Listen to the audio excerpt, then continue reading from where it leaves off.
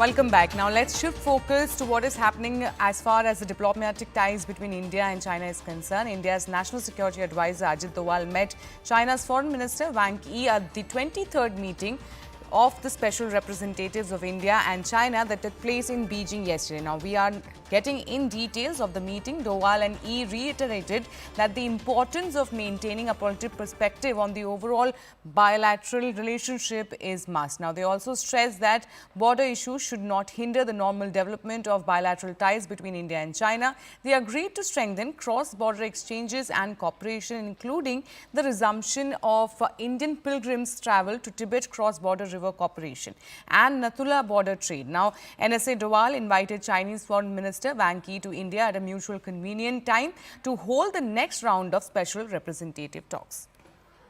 I'm now joined by my colleague Akash Sharma on this. Akash, a very crucial meeting just got concluded, and now what we are hearing is that there is a 6-point consensus that has in fact been agreed upon to boost the ties between India and China.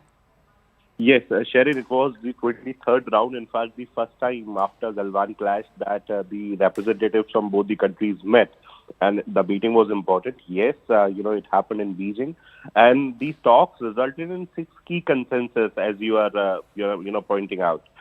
It was, aimed at de-escalating border conflicts, efforts to find a mutually accepted boundary solution, and also the strengthening of cross-border exchanges. We know that how Kailash Mansarovar Yatra, in fact, the resumption was very much discussed in the earlier meetings, but this time around, both sides have agreed on resumption, and, future talks will somewhere decide as to under what circumstances and under what solution, it will resume.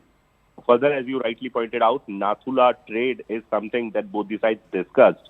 And it was an important meeting given the fact that, both the sides have signed agreements for Depsang and Demchok area. We know that last time, meeting happened in 2019. And it is the highest diplomatic level meeting between India and China, where it is not about just military relations, but diplomatic relations as well. We know that the broader agenda for the meeting is, of course, the line of actual control and the relations between these two countries. But yesterday, it was a positive meeting. In fact, the statements from both the sides, India and China, are somewhere pointing towards the positivity and the kind of bond that is growing and that is expected to grow in the days to come. Next time, the meeting will happen in India at the mutually convenient time. But yes, key elements as far as key elements are concerned. So, these were commitment for a fair boundary solution, a plan to resume cross-border activities like Mansarovar Yatra and, of course, the Nathula trade. Agreement to enhance diplomatic and military coordination. We know that how, agreements have reached for Depsang and Demchok, but buffer zone are still left. And then, mutual recognition of the importance of stable bilateral relations. So, talk concluded yesterday, and next time around, it will happen in 2025, most probably in India. All right. Thank you, Akash, for getting us all those details. So this is, of course, a very crucial meeting that took place between India and China. It was a special representative meeting where the NSA chief, Ajit Doval, was present in the meeting, and the meeting has now concluded.